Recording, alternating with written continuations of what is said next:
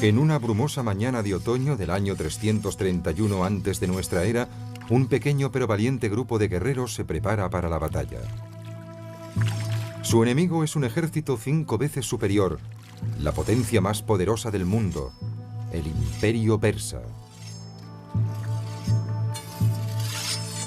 Su líder, Alejandro, el rubio rey de Macedonia, tiene apenas 26 años.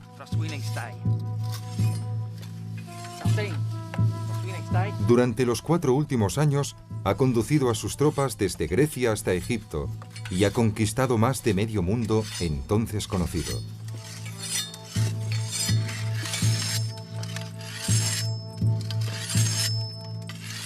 Sin embargo, sus hombres están hoy intranquilos. Exhaustos y llenos de nostalgia después de una travesía de 3000 kilómetros, ahora deben enfrentarse a un ejército descomunal. Pero Alejandro está convencido de que ha llegado el momento decisivo. Sois guerreros de Macedonia, proclama, y Zeus os protege.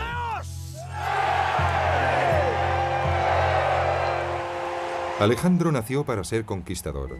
Era hijo de un rey guerrero, el heredero de un trono poderoso.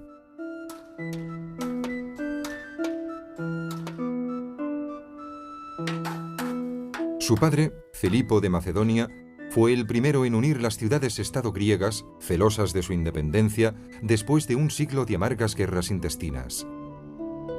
Alejandro debía tener la suficiente energía no solo para conservar este nuevo reino, sino para honrar y vengar a su pueblo. En su tosco campamento de Macedonia, Filipo alimenta un sueño compartido por todos los griegos.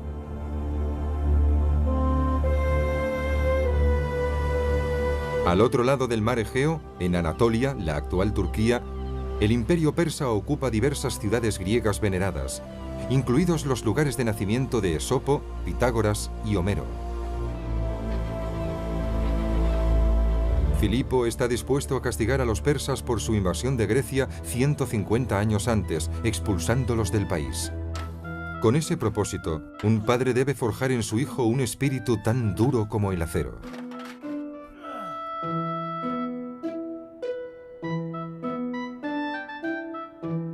Pero Filipo también sabe que un gobernante precisa de la sabiduría, además de la bravura, y eligió nada menos que al célebre filósofo Aristóteles, al que hizo venir de Atenas para enseñar a su hijo Alejandro a observar, razonar y mirar hacia el futuro. Sus lecciones convirtieron a Alejandro en el primer gran estratega de la historia militar.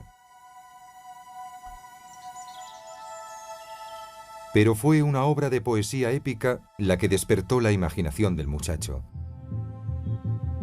La Ilíada de Homero, un relato mitológico de la guerra de Troya. En él, el héroe griego Aquiles vence al troyano Héctor en una batalla singular junto a la ciudad de Troya. Pero Aquiles no es un salvaje. Al término de la batalla se muestra compasivo, devolviendo el cuerpo de su enemigo muerto a su padre, el rey Príamo. El poder combinado con la compasión sería una máxima que el joven Alejandro no olvidaría jamás. Durante el resto de su vida siempre llevaría consigo un ejemplar de la Ilíada. Y el valiente e intrépido Aquiles, un dechado de virtudes, se convertiría en su ídolo y su modelo.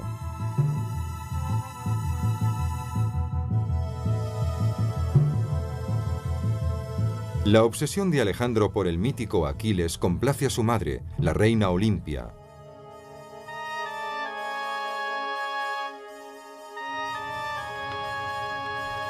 Olimpia, una fanática religiosa, está convencida de que Zeus, dios de dioses y notorio mujeriego, la ha seducido. Las relaciones sexuales entre dioses y seres humanos son habituales en la mitología griega. Según la leyenda, el fruto de esa unión no es otro que el pequeño Alejandro.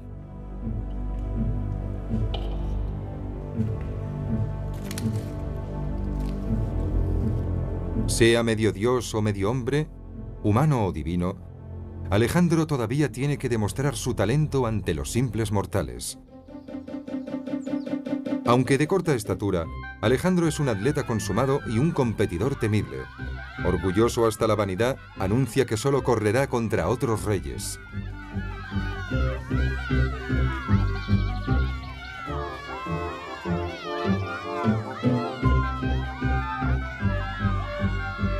Su encanto y su carisma le permiten trabar amistades que le serán fieles durante toda su vida. Su preferido es Hefestión. En una época en la que la homosexualidad se practicaba sin prejuicios, Hefestión será su amante y compañero inseparable.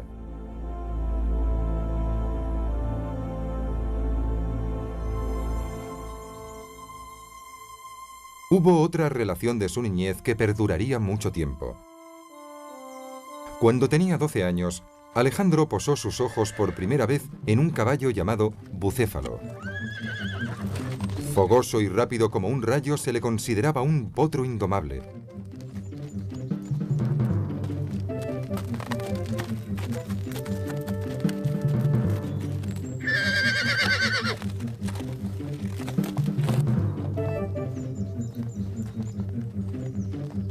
Resuelto a montarlo, Alejandro se da cuenta de algo que los demás no han advertido.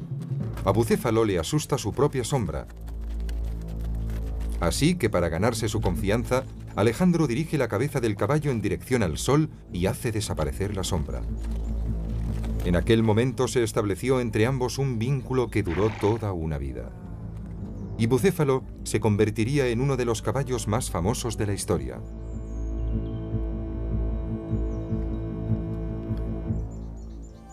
Encantado por las habilidades de su hijo, Filipo se percata de que Macedonia no podrá conservar un príncipe tan extraordinario por mucho tiempo.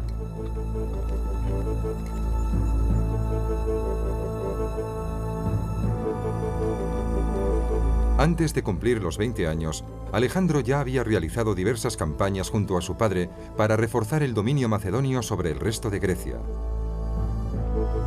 Así aprendió a dirigir el movimiento de las tropas y a ganarse el respeto de sus hombres.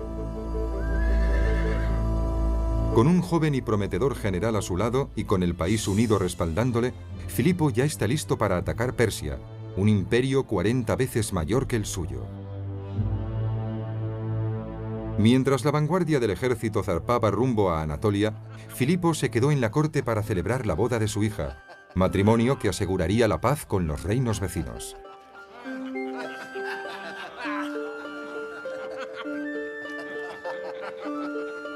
Pero se acercan las dificultades. Camino de la ceremonia, Filipo se encuentra con un viejo conocido, un antiguo guardaespaldas. El rey recibe una puñalada en el pecho.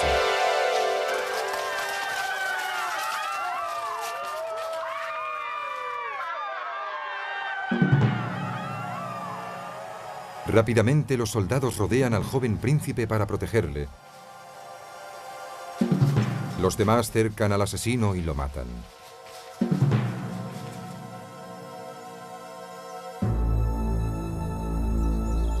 Pero ¿quién se escondía detrás del crimen? Tiempo atrás, Filipo había coronado a una nueva reina y muchos sospechaban que su rechazada esposa, Olimpia, había intentado vengarse. El rey se llevó la verdad a la tumba. En las caóticas semanas siguientes, Alejandro actúa con premura y acierto para asegurarse la sucesión. Siguiendo la costumbre de la época, purga la corte de enemigos y pretendientes al trono, incluido a un hermanastro suyo de corta edad, para no dejar dudas sobre quién es el legítimo heredero de Filipo. Pero Alejandro deberá luchar para conservar su corona. Antes de que esté en sus manos, se derramará un mar de sangre.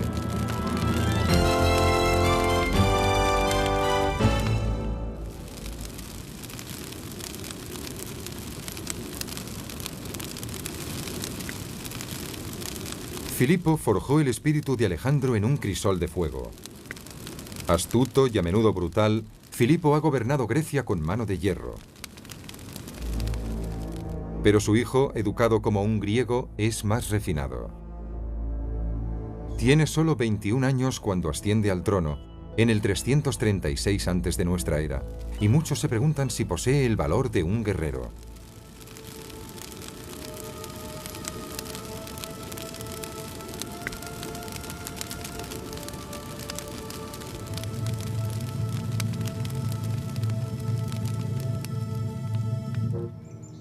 Cuando se extiende por toda Grecia el falso rumor de que ha sido asesinado, se produce un levantamiento contra el nuevo gobernante macedonio. Como advertencia para los demás griegos, Alejandro marcha hacia el sur, hasta Tebas, el núcleo de la rebelión. Una vez allí, ataca despiadadamente. Su ejército saquea la ciudad, masacrando a 10.000 personas y esclaviza a otras 30.000.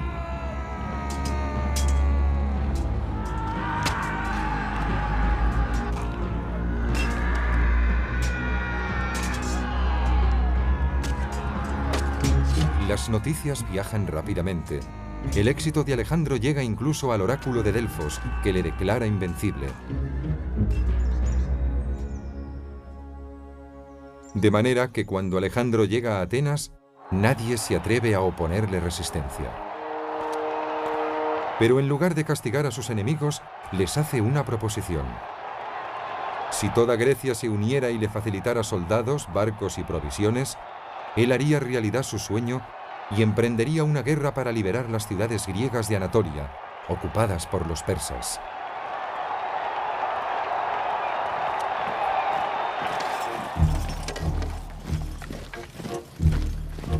En el año 334, con un ejército de 45.000 hombres y con su amigo de la infancia Hefestión a su lado, Alejandro se embarca en una histórica cruzada, la conquista de un continente.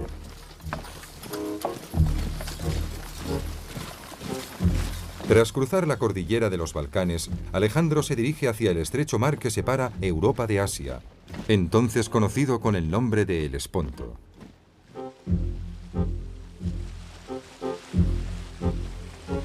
Cerca ya de la otra orilla, proclama que toda Asia será conquistada por su lanza.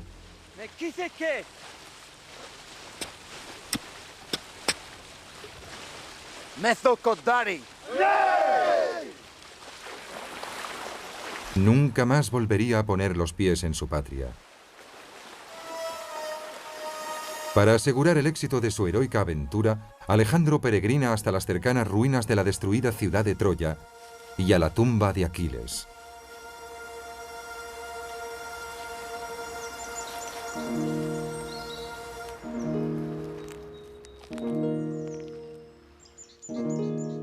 Ofrece sacrificios y presentes al héroe griego, pero también se lleva algo: el escudo de Aquiles, para que le dé suerte en la batalla.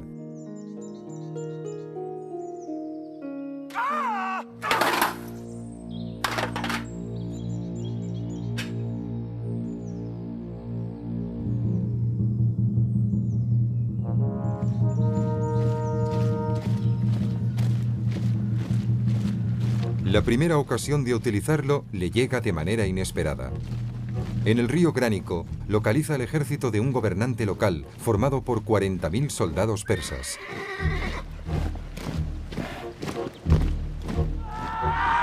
En vez de esperar a la mañana siguiente, como sugerían sus generales, Alejandro decide atacar inmediatamente con una carga frontal a través del río.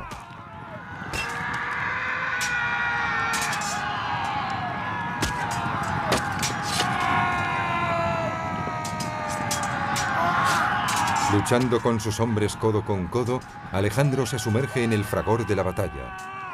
El hacha de un enemigo incluso logra partirle el casco en dos, pero los persas se llevan la peor parte.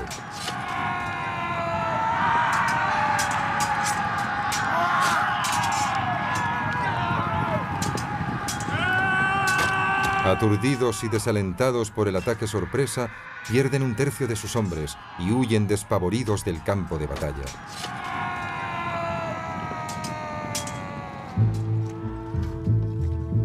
Durante las semanas siguientes, Alejandro avanza 1.500 kilómetros a través de Anatolia, liberando a los griegos. En cada ciudad le abren las puertas de par en par. Con la reunificación de Grecia, el sueño de su padre se hace finalmente realidad.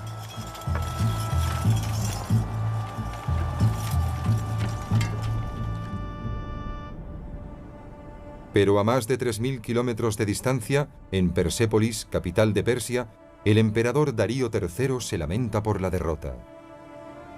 Ahora le toca a él intentar detener al audaz y joven rey. Ansioso por destruir a Alejandro, Darío reúne a un ejército de más de 100.000 hombres e invita a sus cortesanos e incluso a su mujer, sus hijos y su madre a venir a saborear la victoria con él.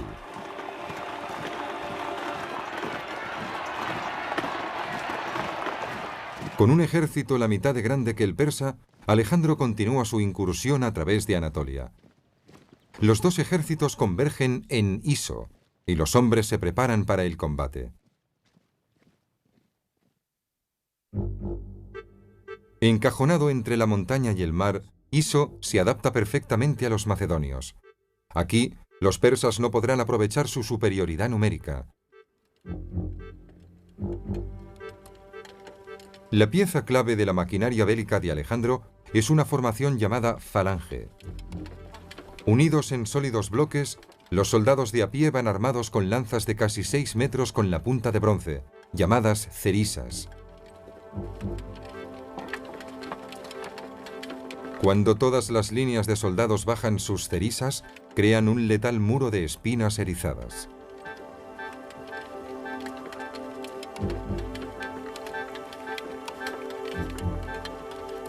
Estas lanzas son tan enormes que se necesitan las dos manos para controlarlas, pero su peso proporciona a los guerreros un tremendo impulso mientras avanzan. Prácticamente nada puede detenerlos.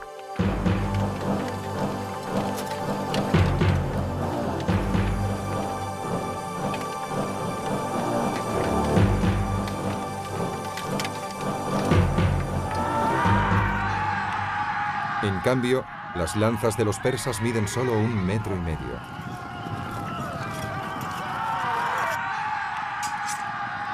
Con la caballería macedonia cubriendo ambos flancos, Alejandro envía sus falanges directamente contra el centro de las líneas persas. Bloqueados en la retaguardia por sus propios hombres, columna tras columna de desventurados persas son aniquiladas. Sus líneas se desploman bañadas en sangre ante el ataque final de los macedonios. Al verse derrotado, Darío comete un error imperdonable. Abandona su puesto y sale huyendo.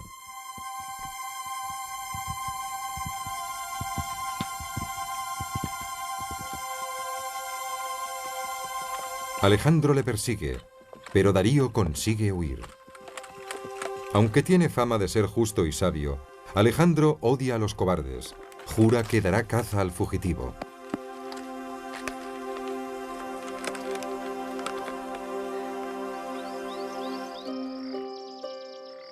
Pero el campo de batalla no es lo único que abandona el rey persa.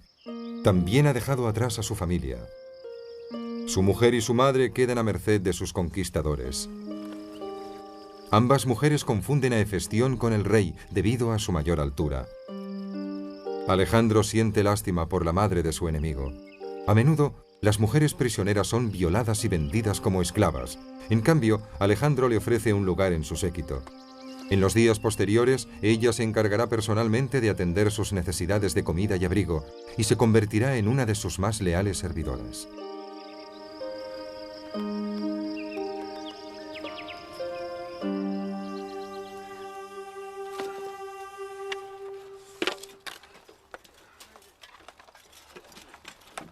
Alejandro cree que un líder debe estar con sus hombres, compartiendo con ellos el dolor y los botines de guerra.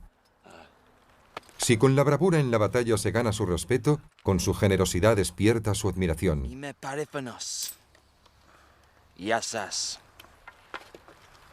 Ellos le seguirían hasta el fin del mundo, y él pronto les guiaría hasta allí.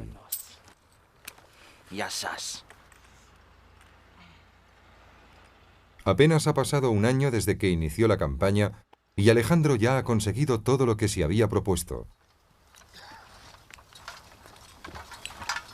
Pero le aguardan nuevos territorios. Planea marchar hacia el sur, a la tierra de los faraones, para alcanzar un honor y una gloria jamás conocidos en el mundo antiguo.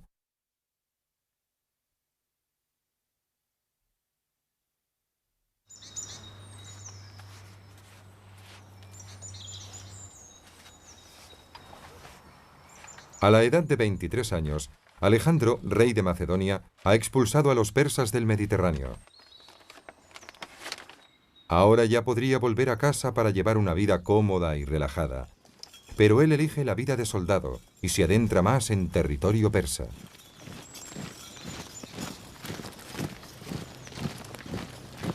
Tras la batalla de Iso, Alejandro viaja cientos de kilómetros a lo largo de la costa, a través de Palestina, cruzando el desierto, y se prepara para conquistar Egipto.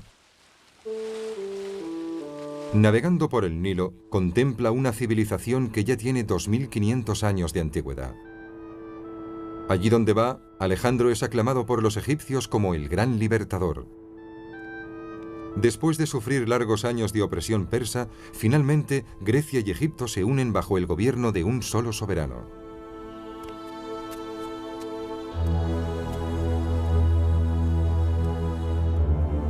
En el 331 a.C. de nuestra era, en Menfis, la capital de Egipto, Alejandro es proclamado faraón. Ahora su imperio abarca casi 1 millón de kilómetros cuadrados. Como sus nuevos súbditos creen que los faraones descienden de los dioses, Alejandro es considerado una divinidad.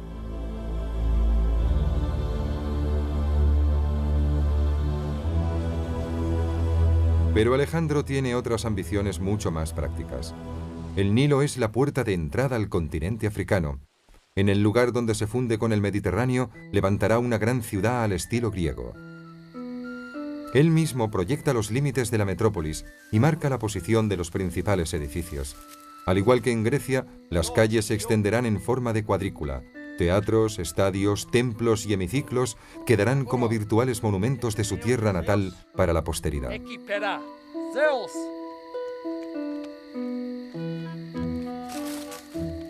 Cuando se queda sin yeso, recurre a la cebada.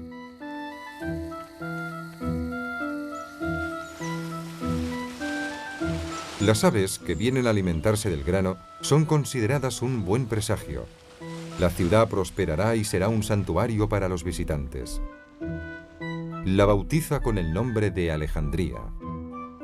Durante los años siguientes, erigirá una docena de ciudades parecidas por todo Oriente Medio. Cada una de ellas es como una copia de Grecia en miniatura, ubicada en suelo ajeno. Pero Alejandría será la mejor y la más duradera. Mientras avanza la construcción, Alejandro deja atrás a arquitectos e ingenieros y se embarca en una extraordinaria peregrinación personal. Cabalgando hacia el oeste, bajo el abrasador sol de Egipto, realiza un viaje casi suicida de 500 kilómetros por uno de los desiertos más hostiles de la Tierra. Secretamente se ha propuesto invadir el imperio persa. Pero antes de llevar su ejército a la lucha, busca el consejo de los dioses. Después de 14 días, cansado hasta la extenuación, llega a un remoto oasis llamado Siná.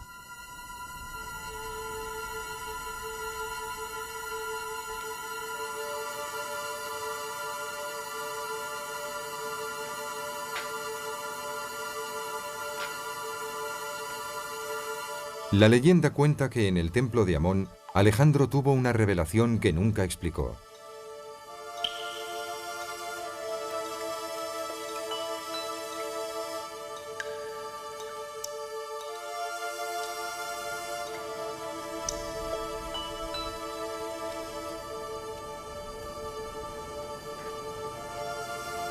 Los sacerdotes le reconocen ahora como el hijo del dios de dioses, Zeus.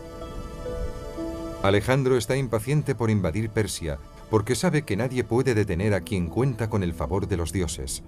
Sin familia ni amigos, el fugitivo rey Darío regresa a Persia, esperando resolver el conflicto diplomáticamente. Como rescate para liberar a su familia, le propone a Alejandro un tratado de paz y le ofrece oro, la mano de su hija en matrimonio y todas las tierras al oeste del Éufrates.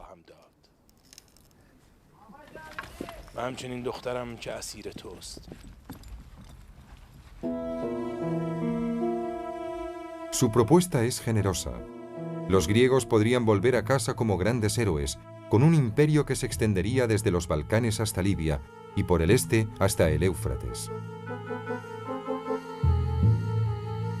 Uno de los generales de Alejandro con más experiencia, Parmenio, está encantado con las condiciones.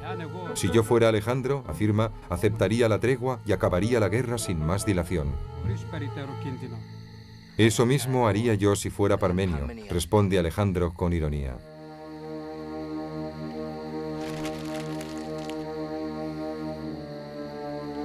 Muchos de sus hombres comenzaban a preguntarse si su líder no habría ido demasiado lejos. Se estaba jugando todo lo que había ganado contra el inmenso poder del imperio persa. Cuando los ejércitos se encuentren, cerca de 400.000 hombres librarán la batalla. Pero todo dependerá del valor de un solo hombre.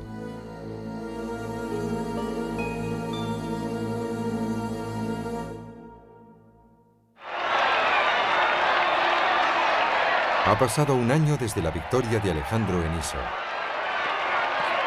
Acampados en Mesopotamia, sus hombres practican deporte para mantenerse en forma.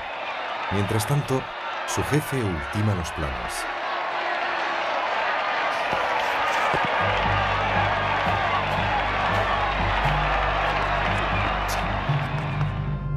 Alejandro rechaza la propuesta de rescate de Darío, provocando un enfrentamiento armado entre sus ejércitos.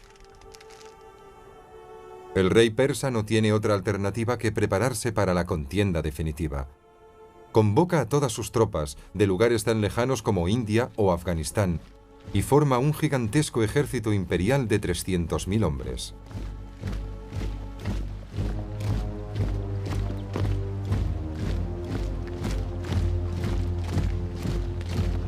Esta vez, Alejandro no se aventura a un ataque apresurado. Prefiere esperar a que sus hombres estén preparados y a que los persas tomen la iniciativa.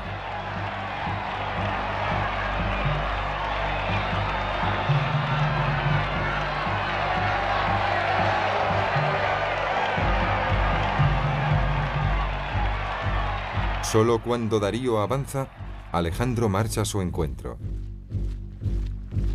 Los dos ejércitos convergen en un lugar llamado Gaugamela.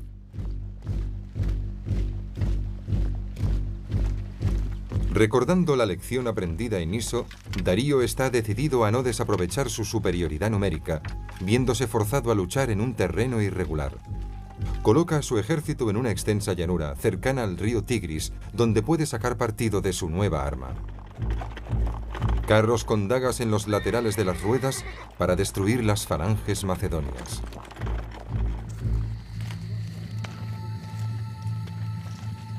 Los espías enviados por Alejandro al campamento persa divisan un panorama estremecedor. 10.000 hogueras centelleantes como si fueran una ciudad.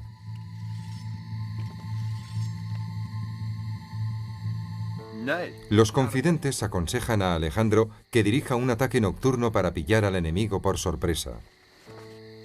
Es un deshonor robar una victoria, responde.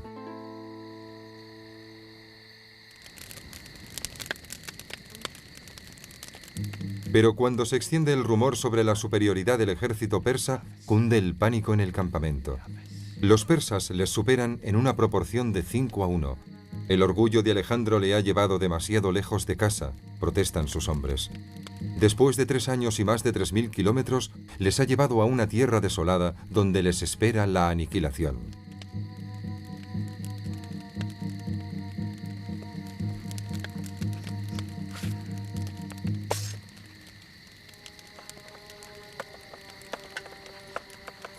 Alejandro visita a sus hombres para levantarles el ánimo y para recordarles que gozan de la protección de Zeus.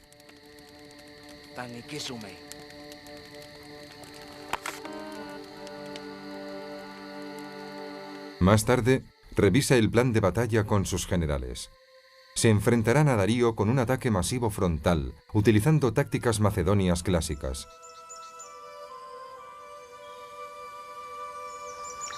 Al amanecer, mientras los hombres se preparan para el combate, muchos piensan que este será su último día.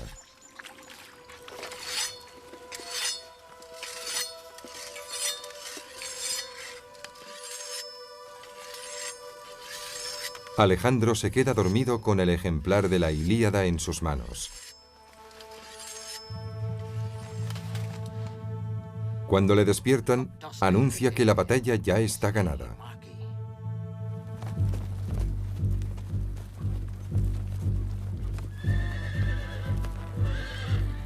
El 20 de septiembre del 331 antes de nuestra era, las fuerzas de Alejandro, unos 50.000 hombres, marchan para enfrentarse con el poderío del imperio persa.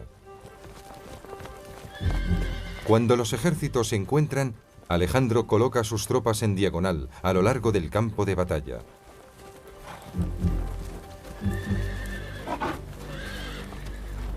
Después de años de espera, estos enemigos irreconciliables se hallan ante el combate decisivo. Mientras Darío deposita sus esperanzas en su superioridad numérica, Alejandro confía en la estrategia. Ordena a las tropas del flanco derecho que avancen hacia el extremo oriental del campo para que la contienda se aleje de la infantería, situada en el centro. Parece que Alejandro pretende acometer a los persas por el flanco. Para hacer frente al ataque, Darío envía a la caballería a su izquierda.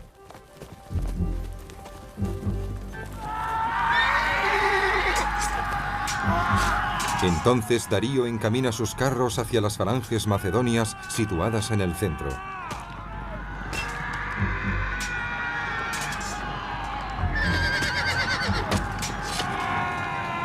Pero los griegos se limitan a formar grupos aislados y la carga de los carros resulta inofensiva. Mientras tanto, el flanco izquierdo de Alejandro, capitaneado por Parmenio, ha atacado el grueso del ejército de Darío y gradualmente se ve castigado por su inferioridad. Aunque sufren muchas bajas, logran mantener su posición. La estrategia de Alejandro ha obligado a Darío a abrir sus líneas hacia ambos lados, debilitando el centro, que de este modo queda indefenso.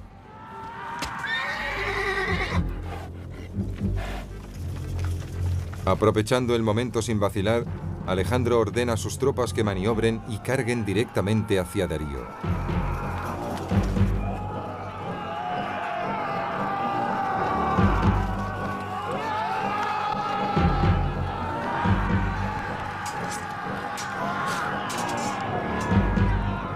Advirtiendo que se encuentra en grave peligro, Darío pierde una vez más los nervios.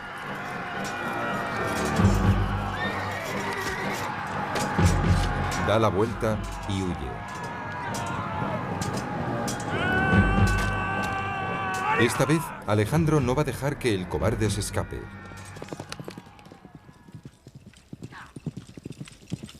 Pero cuando Darío está ya a su alcance, Alejandro recibe un mensaje urgente de ayuda de Parmenio, que está siendo batido por los persas. De nuevo, la captura de Darío debe esperar. Abandonados por su rey, los persas ya no tienen ningún motivo para seguir luchando. La victoria pertenece a Alejandro. La batalla de Gaugamela es uno de los episodios más brillantes de la historia militar. Alejandro había calculado que a pesar de que los números favorecían absolutamente a los persas, el resultado de la batalla dependería del valor personal de Darío. Antes de acabar el día, tanto griegos como persas aclaman a Alejandro como rey de Asia. Aunque el espíritu de Aquiles se hubiera levantado y hubiese luchado a su lado, los griegos no habrían conseguido una victoria más gloriosa. Mensajeros y cronistas llevan la noticia hasta los confines del mundo civilizado. Pero para Alejandro todavía no es suficiente. Ahora quiere conquistar la mismísima Persia.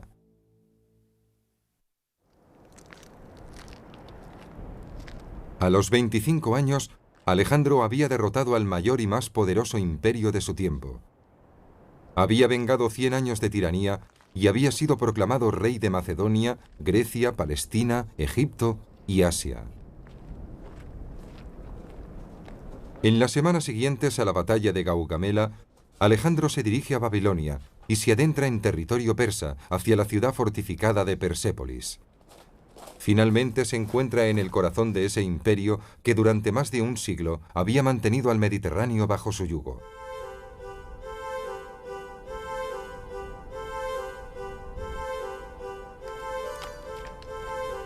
Pero la civilización que los griegos desprecian como bárbara resulta ser más avanzada y sofisticada que la suya. Ante sus ojos brillan magníficos palacios, bellísimas estatuas y oro.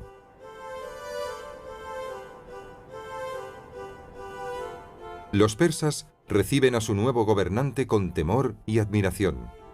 Ciudad tras ciudad van entregando sus riquezas. Cada uno de esos tesoros contiene más oro del que hay en toda Grecia. Solo en Persépolis, Alejandro recoge 120.000 talentos de oro, que en la actualidad equivaldrían a 60.000 millones de dólares. Entrega una buena parte a sus generales y a la tropa que ha luchado junto a él desde la lejana Macedonia. Aún así, Alejandro se convierte en el hombre más rico del mundo, probablemente el más rico de la historia.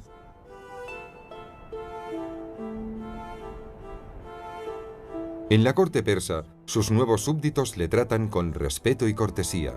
Sabiamente, decide mantener a los gobernadores persas para administrar su imperio en expansión, que ahora cubre casi 4 millones de kilómetros cuadrados.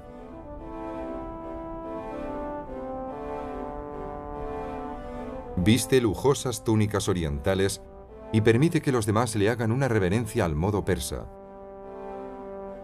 Pero sus hombres están desmoralizados y empiezan a estar cansados de esas extrañas costumbres.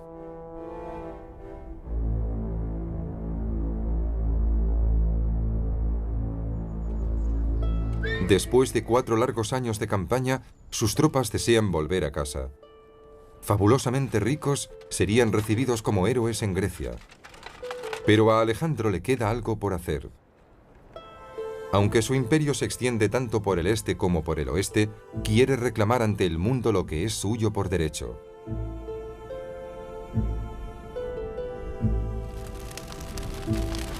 En la víspera de una nueva expedición, Alejandro desata su venganza definitiva contra los persas que saquearon y quemaron Atenas un siglo antes. Sus hombres prendieron fuego a palacios y grandes mansiones de Persépolis, convirtiendo en ruinas una de las maravillas arquitectónicas del mundo antiguo. De camino hacia el este una vez más, Alejandro es informado de que Darío ha sido capturado por un grupo de persas rebeldes que le tienen prisionero. Basándose en informaciones facilitadas por sus espías, sigue la pista de Darío durante 1000 kilómetros hacia la costa sur del mar Caspio. Cuando llegan allí, el campamento ha desaparecido. No queda nada, excepto un montón de ropas ajadas. Bajo ellas, Alejandro descubre el cuerpo abandonado de Darío, que ha sido asesinado. Su muerte acaba con el último rey persa que llegó a dominar más de medio mundo.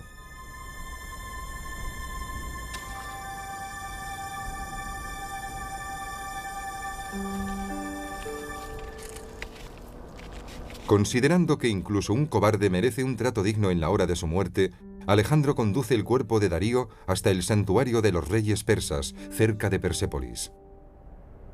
Solo ahora se considera el auténtico rey de Asia.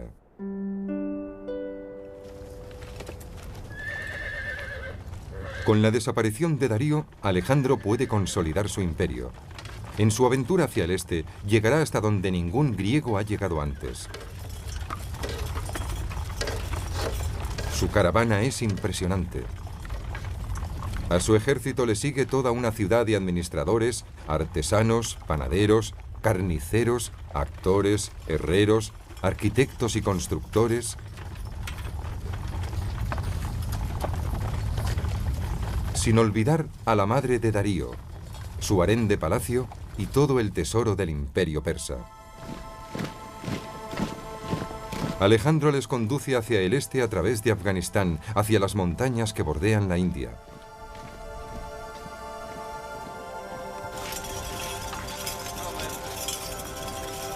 Donde no hay caminos, todo su séquito se ve obligado a subir por escarpados picos y cruzar tortuosos barrancos.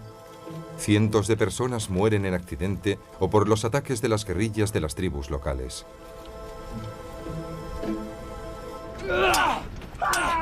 La guerra de guerrillas es nueva para los griegos, pero las tribus son sometidas una tras otra gracias a la habilidad de Alejandro para adaptar sus tácticas a nuevas situaciones. Alejandro decide por sorpresa tomar esposa.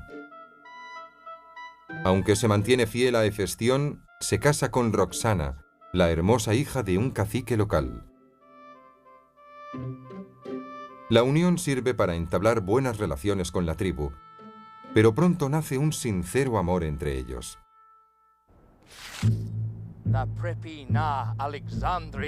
La conquista de Alejandro va mucho más allá de lo imaginable. Pretende colonizar el este.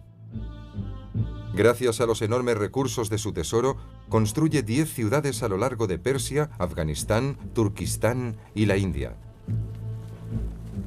En cada una de ellas se instalan miembros de su comitiva, plantando así la semilla de la civilización griega a miles de kilómetros del mar Egeo. Pero un contratiempo echa a perder la campaña.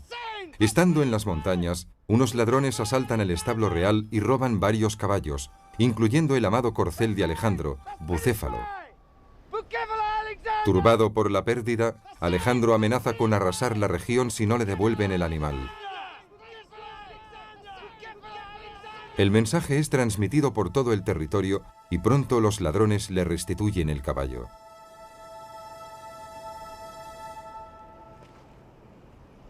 Alejandro se alegra tanto de ver a Bucéfalo que en lugar de castigar a los ladrones, les recompensa.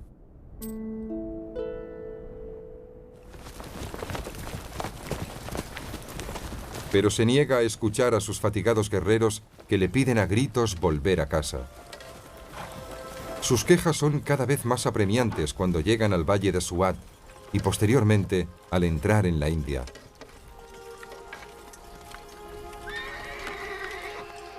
Pero la marcha no se detiene. Han recorrido casi 13.000 kilómetros desde que dejaron Macedonia y han viajado hacia el este más de lo que ningún europeo lo hubiera hecho hasta ese momento. Se han maravillado con las indescriptibles riquezas de los rajás de la India y se han asombrado ante los exóticos rituales hindúes.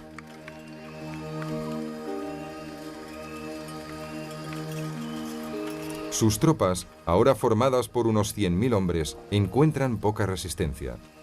El único intento serio de frenar su avance tiene lugar en el río Hidaspes. Pero un escuadrón de 200 elefantes de guerra es derrotado por el invencible ejército imperial.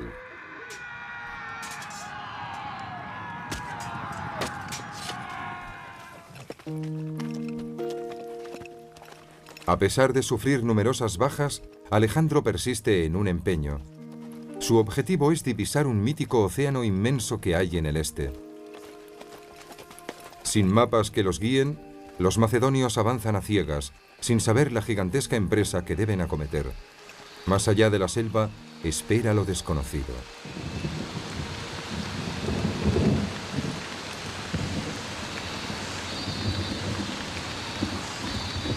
Las lluvias persistentes del monzón acaban con la moral de los hombres. Se niegan a seguir adelante. Cuando después de 3 días Alejandro accede finalmente a volver a casa, se desata la euforia. Alejandro ha impedido que nadie pudiera derrotarles, excepto ellos mismos.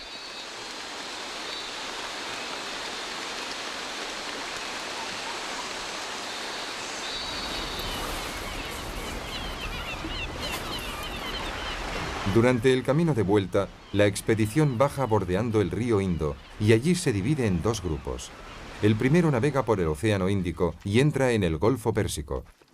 El segundo toma un peligroso camino a través del desierto.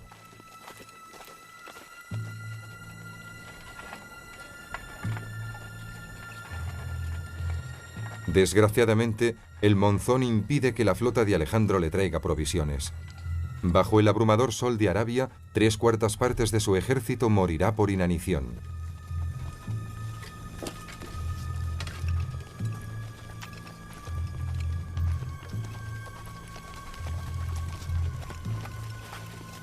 El rey sufre las mismas penalidades que sus hombres y comparte equitativamente las escasas provisiones.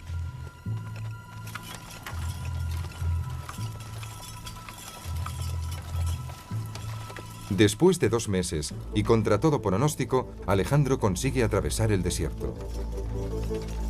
En el 324 antes de nuestra era, 3 años después de iniciarse la expedición, regresa a Persia con los harapientos supervivientes de su ejército.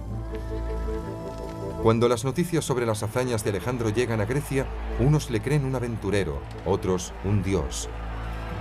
Pero muy pronto empezará a forjarse la leyenda. Su fama y riqueza son inigualables, su visión audaz, su valor sobrehumano. Desde Atenas hasta la India se ha convertido en un héroe de proporciones míticas. Pero ahora, en el umbral de la gloria, la fortuna le abandona. Con todos sus sueños cumplidos, pierde al compañero de su vida. Durante unos juegos organizados para celebrar el regreso de Alejandro, Hefestión contrae una fiebre. Su estado empeora rápidamente.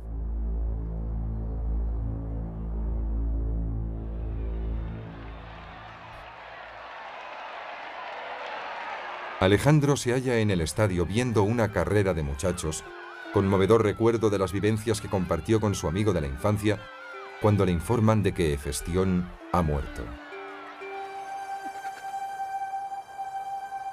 El dolor le invade profundamente junto al lecho de su amado.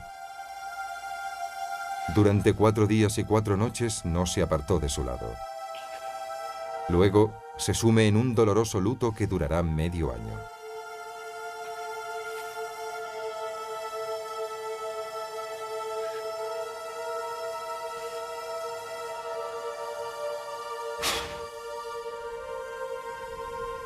¿Dónde está ahora el espíritu de Aquiles? La muerte de su amigo le empuja a emprender un nuevo reto que le reportará su hora más gloriosa. Después de varios meses dedicados a consolidar el imperio y a reorganizar su ejército, Alejandro planea una nueva invasión. Esta vez ampliará su imperio hacia el oeste, sometiendo a Arabia, el norte de África, Sicilia e Italia. Pero antes de que pueda iniciar su próxima conquista, la tragedia hiere al indestructible Alejandro en su tendón de Aquiles. El hombre que ha salido con vida de numerosas heridas mortales en combate es derribado por una enfermedad común, la malaria.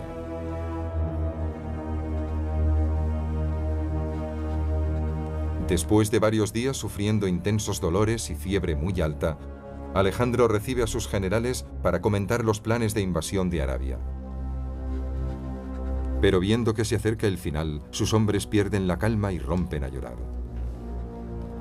Cuando los oficiales de Alejandro pasan ante él, todos le preguntan: ¿a quién entregas el imperio?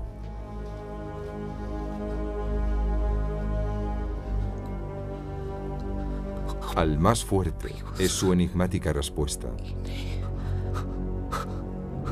Pero ¿quién de ellos podría emular a ese personaje genial y osado o inspirar tanta lealtad? La madre de Darío, al ver cómo la vida de su soberano se desvanecía, se arrodilló ante una pared y se dejó morir de hambre.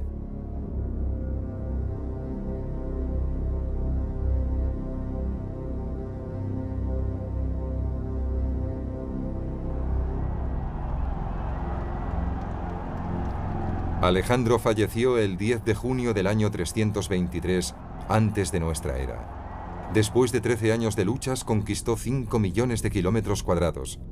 Pero sin su fuerza de voluntad y su carisma para mantener el imperio unido, este empezó a desmoronarse, desgarrado por las luchas internas de generales rivales y reyes de poca monta. Su cuerpo fue trasladado a Egipto, a la ciudad que lleva su nombre. Al igual que la tumba de Aquiles, a la que él había peregrinado, su propio sepulcro se convertiría en un santuario.